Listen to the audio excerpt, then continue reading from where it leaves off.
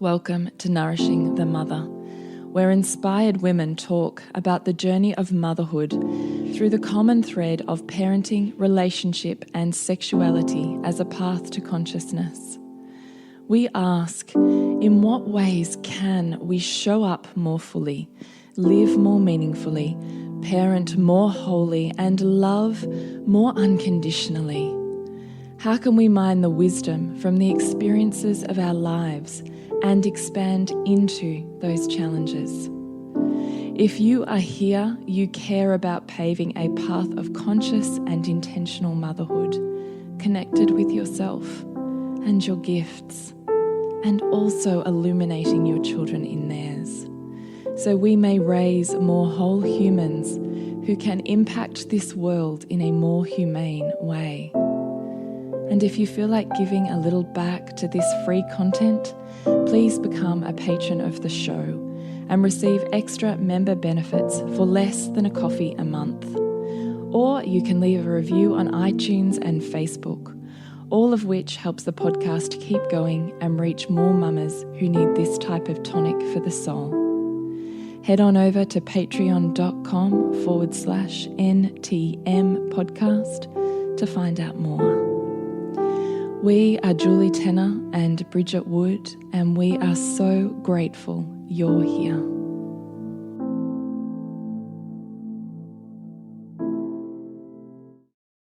Hello and welcome to Nourishing the Mother. I'm Bridget Wood.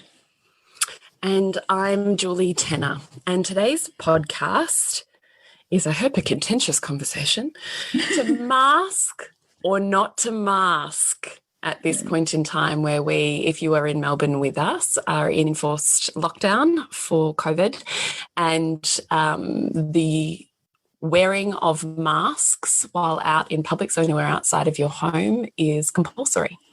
So that's our conversation today, and we'll talk around all the things. And as you all know, Bridget is a wealth of information on status quo and media and government, so I'm really looking forward to actually hearing all of the things that you have to say, Bridgie. So before we do that, I'd love to remind you to jump on to nourishingthemother.com.au, scroll on down to the red banner, drop in your email address, and once every so often we will shoot you off an email with links to everything that we have put out in the world so that you can dive a little deeper on the things that are important to you. So nourishingthemother.com.au. All right, Bridgie, hit me up. What's the situation? I made like a gazillion notes, so we'll see how I can pull this down because there's a lot in it. So yes, I like to question dominant narratives. I like to question any narrative that we unquestioningly have, both inner and outer. And so when this mask directive came in, the rebel in me was like, well, fuck this. There's not enough. There's no reason to substantiate us wearing masks, and there's already reasons for, sorry. I can hear this is part of the COVID thing. We're at home recording and I can hear kids screaming my name, my name in the house. Okay, back to my train of thought. My rebel heart, my rebel heart was like, but how can we be sure that this is the right thing? This feels like domination, all of that. That's kind of where I initially went. And the beautiful thing is that I have, and I hope that you do too in your world, is I have people who represent, people in my life who represent the way I think and the opposite of the way I think. And sometimes the people who choose the opposite stance to me are my mother and my family. And that is really beautiful to me because that is where I know there's growth. Because if I'm just, creating my own little echo chamber of people who think the way I think, I'm not growing. So there's been a few edges of growth here around seeing them unquestioningly take up the mask wearing, and my mum making me one and handing me one, and me kind of like wrestling with this internally, and seeking both mainstream media input into my thinking and, a lot of alternative approaches and other research that challenges this dominant idea that we should all be wearing masks to try and form my own sense of it. And so I've been wrestling with it and have ultimately for myself chosen, yes, I'm going to wear a mask. And I'm wearing a mask into shops and into any other enclosed space where I'm around other people. But when I'm out walking with my kids and playing with my kids in the open air, I'm wearing a scarf up kind of above my face where I can have choice and autonomy that when I'm not around anybody else, I can move that down and get fresh air and, see my baby, see my kids, and they can see my expression. And for me, that is an exercise in my own autonomy, and also seems to me to be a wise choice given that from what I've read, there's been very little transmission of COVID in outdoor environments like that, particularly where there's no people. So I felt really comfortable in terms of my own community responsibility there by making that choice. But bigger than that, what the mask is a symbol. And I think if we look at it from symbology, we get to understand different perspectives on it. So for some, it's a symbol of health. It's a symbol of caring for other people. It's a consideration of and concern for the community around us and for doing the right thing to protect the vulnerable. So in that case, a mask can be seen as, like a pinnacle of a good human, right, who considers people beyond themselves. And this is the dominant narrative, right? So, and this is the tribal kind of thinking that, like, if you don't wear a mask, then you don't care about anybody but yourself, is part of that symbol. And then there's the symbol of the mask as something to fear or something to feel uncertain about and almost defensive because it's been something that's been given to you to wear, but you're not quite sure that for you it represents health because you don't know enough yet, but you're still kind of doing it. And then the third one, which is where more of the conscious community comes at it from, is a mask as subordination, or the mask as surrendering of one's rights or liberties to an authority in an unquestioning way.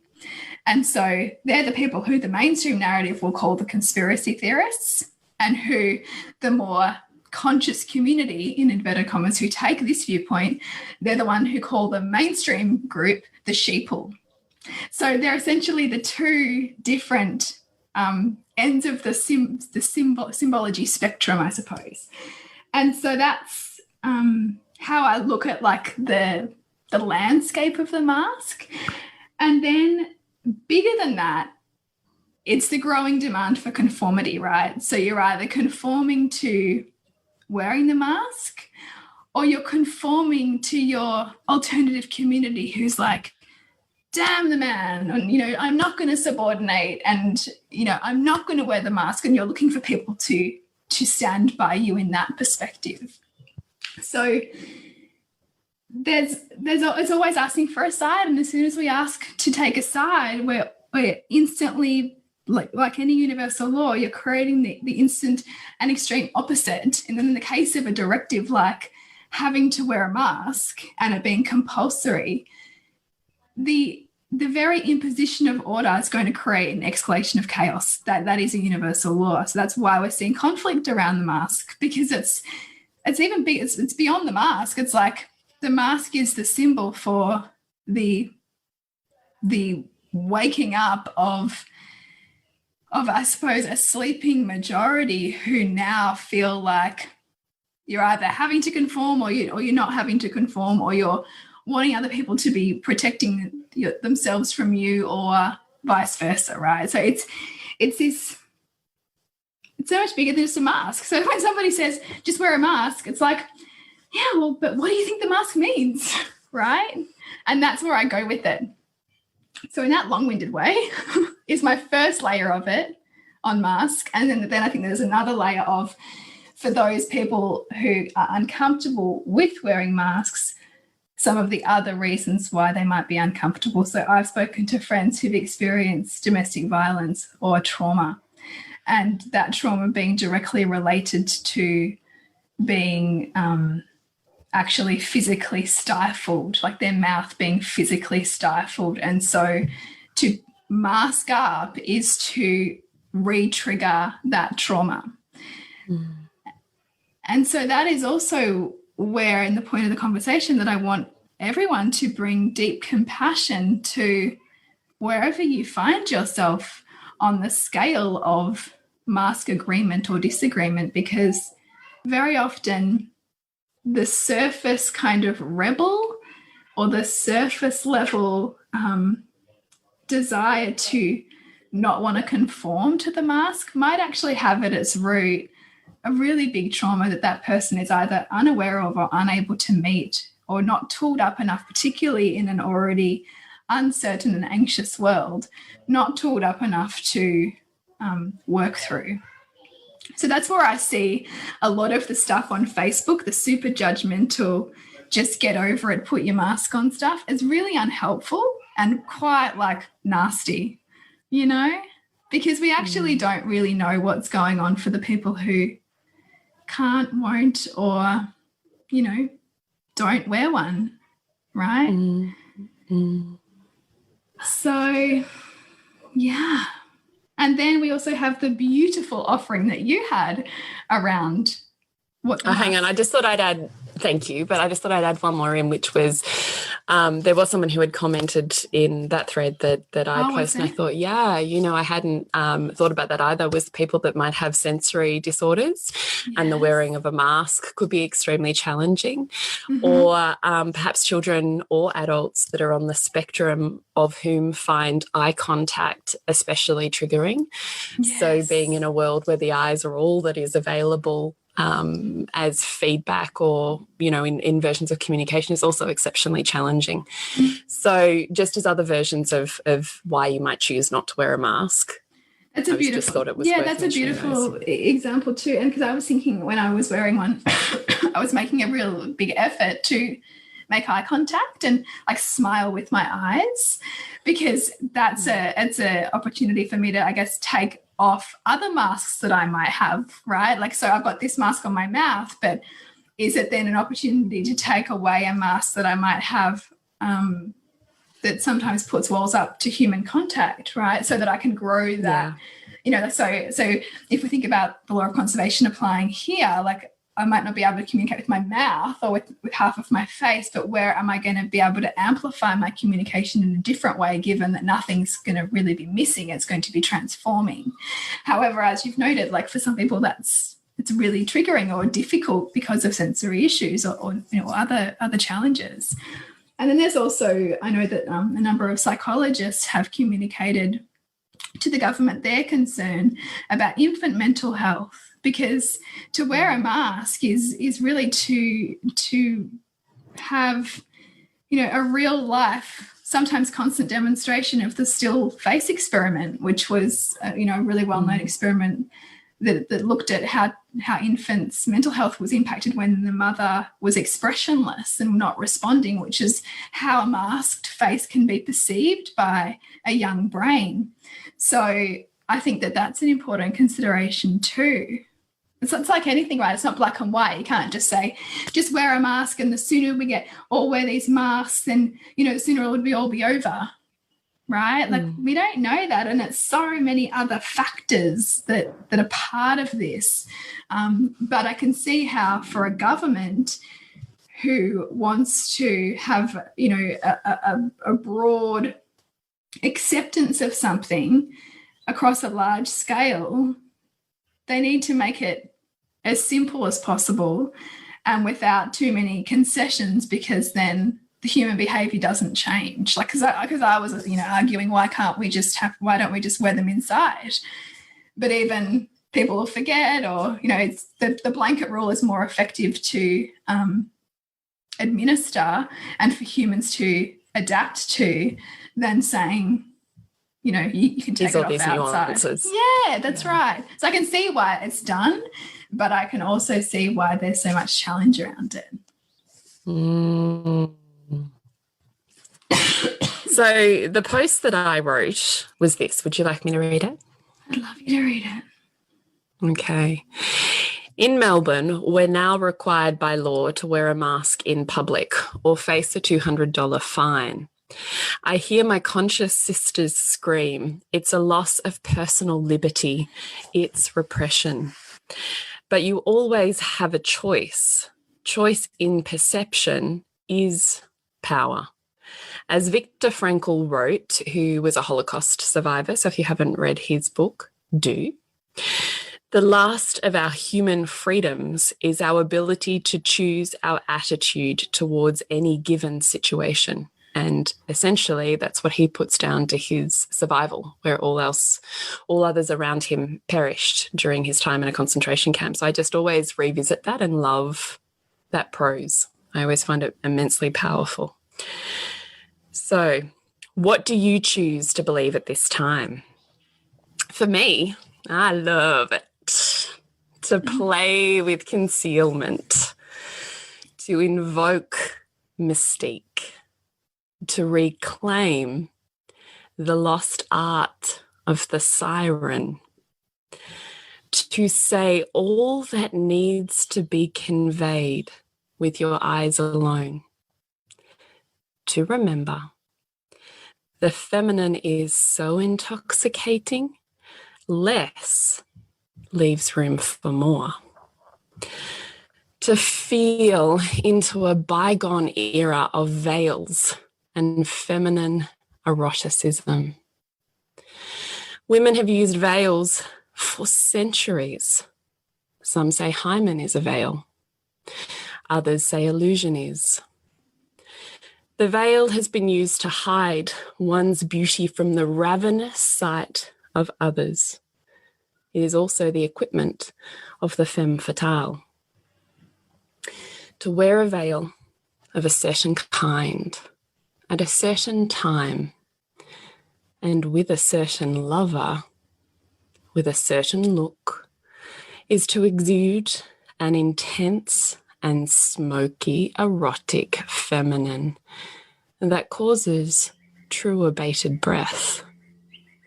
In feminine psychology, the veil represents women's ability to take on whatever presence or essence they wish. So do you wear your veil as a pathway to your erotic power? I do.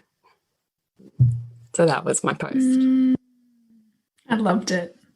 And it totally shook up the narrative too, which I think is awesome. Well, that's what I wanted it to do, because I so love Viktor Frankl's, among many others who have survived enormous trauma. I'm to some extent fascinated with what creates survival and what creates the psychology of death. You know? Like, I'm just always fascinated by that. And if we're all going through, in inverted commas, the same experience, what is it? Yeah. Who thrives and who, Yeah. Who doesn't? When the experience is essentially the same. So I'm just always fascinated by what is it in my psychology that I can train myself towards to amplify my chance of survival / thriving / what could this do in my brain and my body, rather than feeling this heaviness that depletes my energy and reduces it to nothing.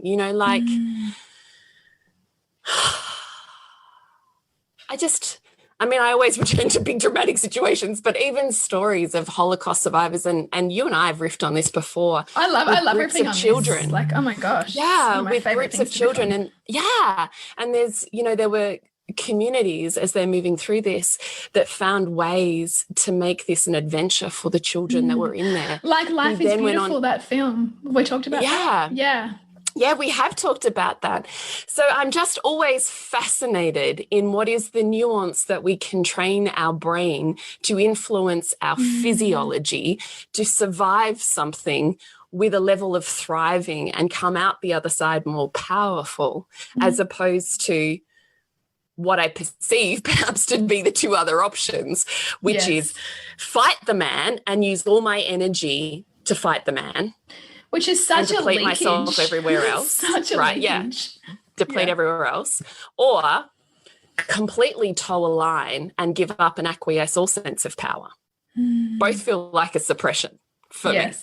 Yeah. So I I'm more totally get interested that. in, so I'm more interested in, what can I do here that increases health and vitality that has nothing to do with anyone else but me and my perceptions and the color with which I filter my world and that of my children. And I just find that a really powerful place to be. And for those, for people who feel like it's a repression, like how can you transform it into an expression? So like my first thing was, okay, can I find the most beautiful, floral, colorful masks I can that speak when I can't, right? Or, like that speak physically when that part of my face can't, right? And then I have choice, and then I have like influence, and I have expression, because it's when we get attached to the form, right? And we get so obsessed with things needing to be the way that we think that they need to be, that we put our blinkers on and can't see any wider. And so I do love this exercise and this challenge for getting us to see that bigger picture, right? And getting us to build the toolkit to move through it in a way that we're not a passenger, because it's really easy to feel like you're a passenger to this whole big thing that's happening outside of us. But what if it's a birthplace of transformation? And I mean, that's been like, my husband lost his job last week, and like that was really big for us. But but I didn't miss a beat, because I thought, this isn't happening without purpose. Like there's got to be something here. And even in the last week that he's been home, like it's been amazing, like for our family and for his building of self-worth through the other things he's been doing for us and for my son. And, like when you have that lens of looking for transformation and being able to find the function in it, it's a lot easier to thrive through what feels pretty challenging, So, yeah. It's not what happens, it's how you respond to it. Yeah, it's a really powerful one too with you guys. But in saying that, I also want our listeners to know, like, that, Julie and I have both gone through our descents through this as well. Yeah. But I think it's... I've struggled way more this ISO than the previous one. Yeah. Yeah, I think I have too. I have too as well. At the beginning of it, I've kind of come out of it now. But yeah, like I'd never experienced a panic attack like what I experienced when I heard we were going into lockdown. Yeah, I remember that. Yeah. And so that also gives me enormous compassion for those who struggle with mental health on a regular basis, because this would be an exponential challenge in many ways. And I think that, you need to claw back a level of safety in your body before you can then tool up and do the work that we're talking about in terms of flipping, right? Like you've got to build the safety to be first in your body and in the experience before you can allow, your conscious brain to come online and start to see that wider picture. So knowing all of this, what happens in your mind and body? Where do you sit on the mask or not to mask? What do you think for self, and what do you think for others? Well, for me, I'm choosing to mask because I'm also choosing that I can take it as self-responsibility in how I choose to do what I see as healthful for the collective, because those who are having the conversations like we're having, even though we tend to surround ourselves with people who also have these conversations, this is not a mainstream thought process. And so I recognize that there are many, many vulnerable people in the community who are very, very scared. And so I don't want to use my privilege or empowerment and take that down to the shops and terrify someone who is really vulnerable right now by my choice to beat my chest and not play this game, even if it is a game, right? We don't know what's going on at a political level or at a much higher level as to what's playing out here. But I can be as embodied and anchored in myself and okay within myself to take part in this, because I can see how to not do that could be quite harmful to others who don't have the lens that I have on it. Yeah. I just love that so much, Bridgie. Yeah, I got like full body goosebumps. I was like, yeah. Like, because we do not realize most of the time the privilege in which we exist. The privilege by virtue of that doesn't let us see it, right? That's right. That's exactly right. And I think also that I sit some of the communities I move in are more likely to see this as conspiracy or as subordination or as control, because they've already experienced the stripping away of rights, right? Yeah. If we think about medical freedom and health freedoms. And so they're seeing this through that lens, and this feels scary. But I also think you can only take things one step at a time. And if you are looking for a pattern, you'll see a pattern. If you're looking for this to be a pattern of this being part of a global agenda to vaccinate the world and take away our rights and bring in a cashless society and, like further whatever Agenda 21 or whatever it is that you're terrified about, then that's all you're going to see, right? Yeah. But if you start to look at, okay, if I see destruction here, where's the creation? Where's the innovation? Where's the life where I'm only seeing death? Because it's there as well, and it's there when we open our perspective up. And I think, and if you're having doomsday thoughts, you're going to create a doomsday experience, and I don't want to have that. I want to have enough awareness to have a foot in both experiences to know then what is most aligned and of integrity for myself. Oh, I just love it so much. I just love listening to you get political and all the things. I just love it. I'd pay for a YouTube subscription to that, Bridget. I got to say, I love a conspiracy theory. I don't subscribe, but God, I love listening to them. I really do. I love them. And sorry, go ahead. Do you want to go?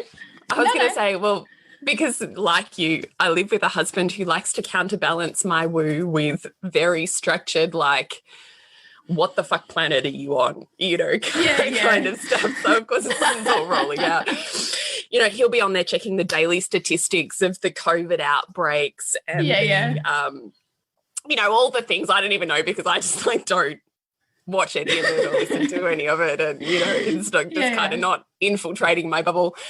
And he was like ranting the other night about one of those activist individuals who was at a shopping centre. Now, my husband called shopping centres, as part of his role. And he was like, oh my God, it was ridiculous. And she's like, and he was like getting all fired up about, this altercation with the police that this woman was having. Standing with her rights. And I think he was waiting for me to be like, yeah, she's so wrong. And I'm watching this whole thing and I'm listening to the viewer and I'm thinking, why the fuck am I having this conversation? I don't even care. And I'm standing here listening to him. And then at the end of that, I went, I kind of love her, because I think we need those people in this world, because if we didn't have those people, there would be no voice that says, stop, this isn't okay. Everybody stop and listen for a moment and check if this is a choice that works for you or a choice that doesn't. And that's what the activist does. They say stop and think with more consciousness. And so I can love that. So I can love this person who's doing just that beautiful chest beating and having all of the, push the button sentences for the police that, is very YouTubeable, all of that stuff. And I can still love her without subscribing to her choice, because I think it's our activist sisters that guide our embodied consciousness, that alter the balance of the scales to say, please stop and check, is this what you choose? And I think that's what the activist does. And I'm always grateful for the activist because of that. Because there's things that I just like the mask, I'm like, I don't really care. It's kind of fun for me. And I'll tell you about that in a minute. But then I watch these sides that you're talking about play out, and I love it because it allows me the moment to go, oh, this is like a thing. I need to stop and pause and check myself. Where am I sitting in this? Let me look at both sides. No, I'm good. Off we go. But if I didn't have that, I wouldn't be doing that. So I can love that voice. And they also, these kinds of things, I mean, they can work to entrench or bust open groupthink, because, I mean, groupthink, like if we consider that whole structure, is really not great for human evolution, because what happens is you'll just become a bunch of everybody agreeing with like the lowest common denominator, because nobody wants to be the person who challenges. And like, so we even, and unfortunately, or fortunately, depending on it, often these people are labeled heretics and, you know, painted to be lunatics so that, people don't want to associate. Throughout human history, yes. Exactly, And in fact, I was thinking too, from a psycho-spiritual point of view with the masks, is how much also is what's happening with some people's feelings around it symptoms of ancestral trauma, right? Yeah, for sure. Of previous generation suppression, or even if you believe in a past life for stuff, sure. Right? Yeah. Like, you were being dragged off a soapbox or burned at a stake, or, whatever else, you might have experienced as a soul. I don't discount that that's also playing out on some level in our psyches. Yeah, 100%. 100%. And then I just like it because it's kind of like dress ups and I get to play with my eyes. It's like not conscious at all. But it's beautiful. I was out.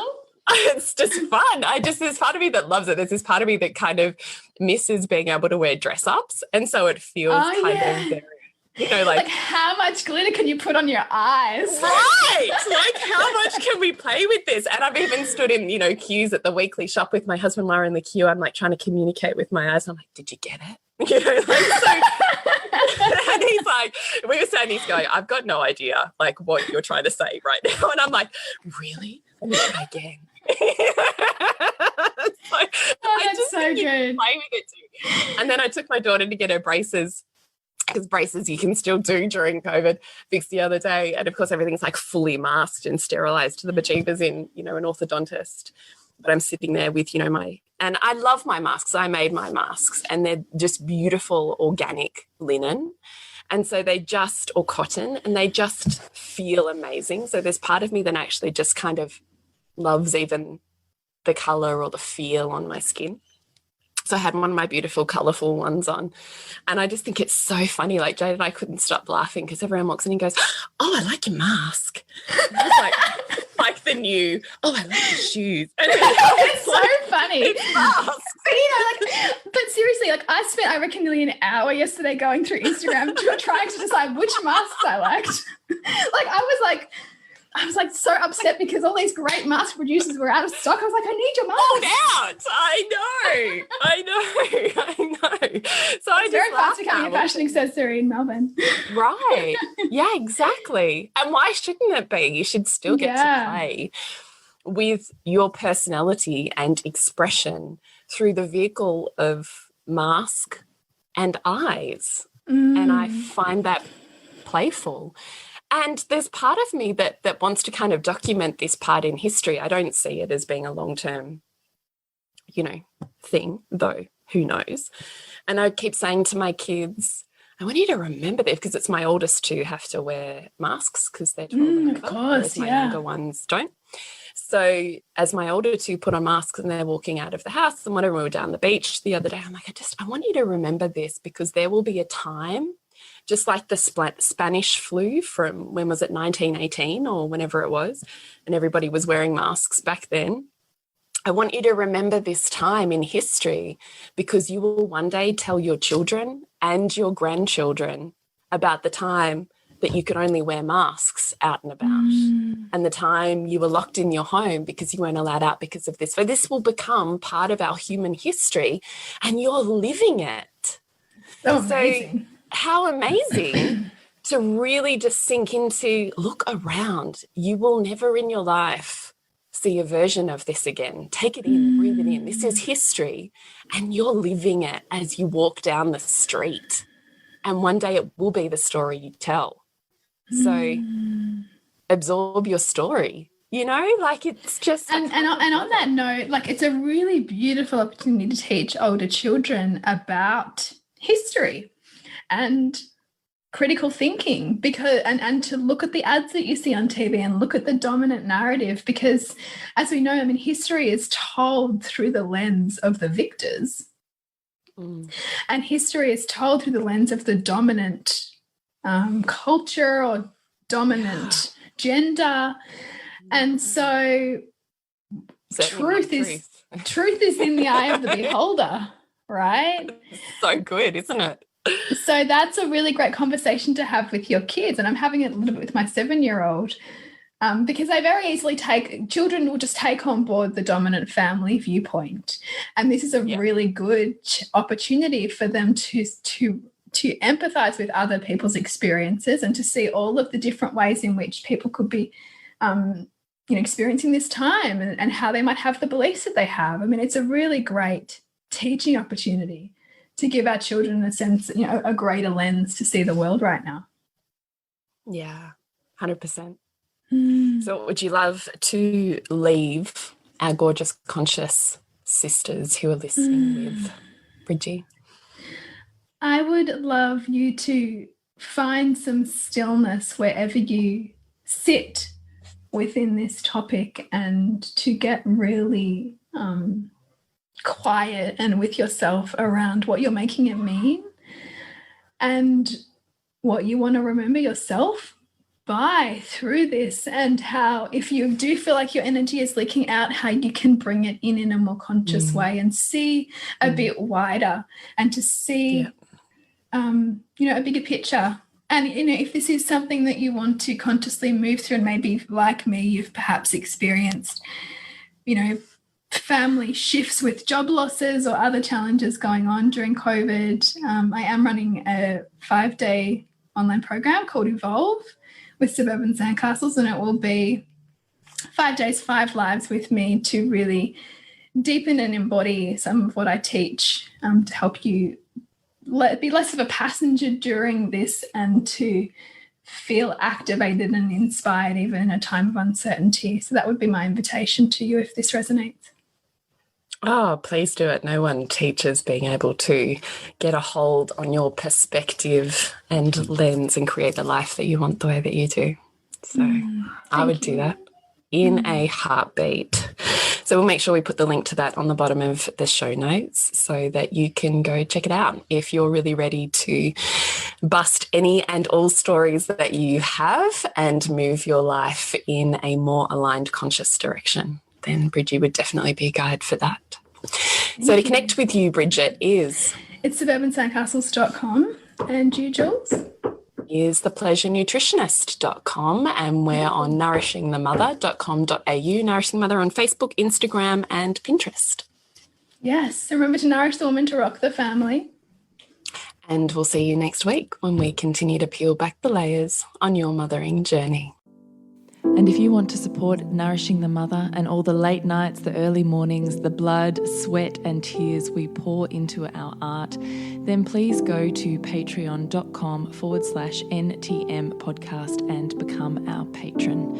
As a patron, you're helping all of the cost of operating this podcast, the hosting, the editing, the transcription, helping all of that be completely covered, and joining a community who are all about honouring our journeys and continuing to open.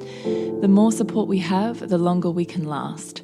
So become a patron. We'd love to have you. Go to patreon.com/NTM podcast. We literally couldn't do this without you. Thank you so much for listening, and please share this podcast with anyone you think it would be medicine for.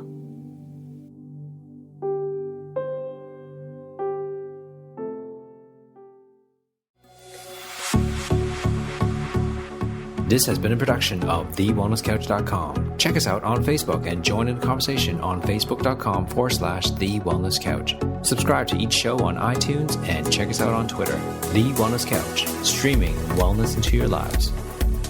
Whilst the Wellness Couch presenter endeavor to provide accurate and helpful information to their listeners, these podcasts cannot take into account individual circumstances and are not intended to be a substitute for health and medical advice from a qualified health professional. You should always seek the advice of a qualified health professional before acting on any of the information provided by any of the Wellness Couch podcasts.